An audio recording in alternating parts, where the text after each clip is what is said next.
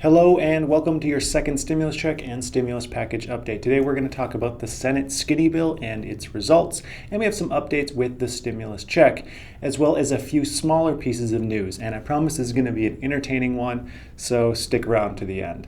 Let's start off by chatting about the Senate skinny bill that was voted on today. Mitch McConnell has accused Democrats of sabotaging stimulus negotiations as a tactic to help a Democratic victory in the presidential elections. McConnell said, quote, "They don't want to deal before the election because they think that somehow that adversely affects their prospects in the election."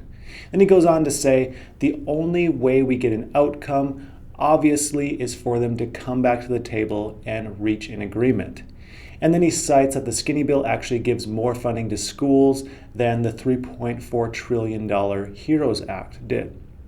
Breaking this down, it feels like there's some truths and some half-truths there in his comments. First, I'm not a Democratic decision maker, so I can't say if they're really trying to derail negotiations for the sake of the election, but it's easy to see that refusing to negotiate whatsoever signifies there is some other kind of motive. That could be just wanting to win legislatively, or it could have some kind of worse intent. Either way, it's a game where struggling Americans are the pawns. It is true that the skinny bill does give slightly more money to schools than the HEROES Act, about 5% more, but that argument is kind of picking and choosing. The bill does address some major issues, however, arguing it does more is kind of a poor argument because Democrats can just say, sure, it does more for schools, but what about this, and this? And then finally, there's no way McConnell ever believed this bill would be passed in the first place because everyone has done a negotiation or two in their life. Maybe you bought a car on Craigslist or haggled at a farmer's market or something like that. We all know how negotiations work. So let me paint a picture of what's going on here with an analogy that highlights how just ridiculous all of this is. Okay. Let's say you wanted to buy a used 2005 Mercury Grand Marquis from a seller who had it listed for $4,500. But that car is only worth $3,000. You go and check out the car, it drives nice. You're surprised it has powered seats for being a 2005. Wow, that's pretty nice, you think to yourself. You like it, but you tell the owner, I really like the car, but my budget is only $1,500. Is there any way you can do that? The buyer responds, "Whoa, okay, that's a pathetic offer. Think about my family. I have mouths to feed." So no deal is met, and you go your separate ways. Then a few days later, the seller is thinking, I really need to sell that car. Let me offer that guy who checked it out a lower price and see what he says. So the seller calls you and says, "You know what? I can get rid of the car for $4,000. It'll shorten how long I can feed my family, but I'll do it for the sake of the deal." Then you, the buyer, responds by saying, "That's way more than your family needs. I'll give you $2,000. Think about all the unnecessary debt I'll have to take on if I pay more than $2,000. So you went from $1,500 to $2,000. No deal is met again, and you both go home to complain on Facebook about how unreasonable the other side is. Finally, the seller calls you again and says, "Okay, the lowest I will go is $3,700. What do you think?" You say you'll get back to him with a proposal you think both of you can agree on. So you go home, you write up this proposal, and the next day you call the seller and say, "All right, I have this proposal. It's missing a few things we both want, but I think we can agree on it for the sake of your family." The seller says, "Okay, what is it?"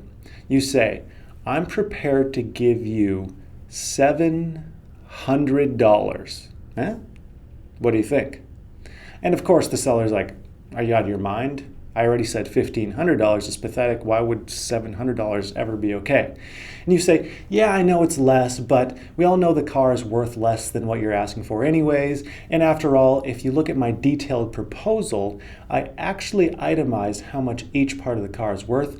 And I'm giving you more for those powered seats than you even asked for. So if you say no, you're actually the one being unreasonable." And this is where we're at in the most nonsensical negotiation of all time. Okay, I know that was kind of a long analogy, but that was a lot of fun to tell. We do have the results for the vote on the skinny bill, and they're really no surprise. The Senate Democrats ended up blocking the bill from passing, but Republicans did win their PR victory, getting 52 Republican votes on the bill.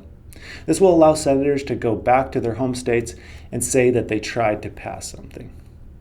Moving on from here, we have a little bit of a throwback to the first stimulus check. Reports are coming in that hundreds of Austrians have received a stimulus check from the US government despite having no citizenship and no current ties to the US. It's really strange. The Hill reported that one couple who briefly worked in the US in the 1960s received stimulus checks. They thought that they were like scam checks, so they brought them to the bank to verify, and boom, real checks, money in their bank. So now we have dead people getting payments and Austrians getting checks, but many Americans who still haven't received that first stimulus check. I know this isn't a funny situation, but I thought of a joke about this anyways. Okay, a deceased person, an Austrian, and a US citizen go to a bar. They all have a drink. What's the difference? The US citizen has to say, "Check, please." I know, that was horrible. Moving on from here to some more lighthearted news. New Hampshire voted for their primary election on Tuesday, and one New Hampshirean woman, New Hampshireite, or maybe it's just hamster, I don't know. Either way, she showed up to the polls with a shirt on that said "McCain Hero, Trump Zero" on it. And this is a problem because New Hampshire doesn't let people wear political campaign material at the polls. So the town moderator told this woman, hey, that shirt's not allowed. The woman reportedly argued a little bit before taking her shirt off completely, leaving her topless in the polls. The town moderator said she took it off so quickly that no one had time to react, but they actually let her vote topless regardless and just leave on her way. And this was the best part. The town moderator's comment on all of this was she could have just gone to the hallway and turned her shirt inside out. I just love how simple of a situation that could have been. People are losing their minds right now. So this is all we have for today's news update. I'm trying to make these just a little bit more lighthearted and fun, even if the news isn't quite so fun always. If you enjoyed this video, hit the like button, subscribe if you haven't already. Also, check out the link in my description for Webull, where if you deposit $100 into your account, you will receive a completely free stock valued between $12 up to $1,400. It'll probably be on the lower end, but still, that's a free stock for depositing $100, and you actually don't even have to spend the $100. You can deposit it, take it back, keep your free stock. You don't even have to use the service if you don't want to. You get to keep a free stock. Anyways, I'd like to thank you for watching, and I hope you have a profitable day.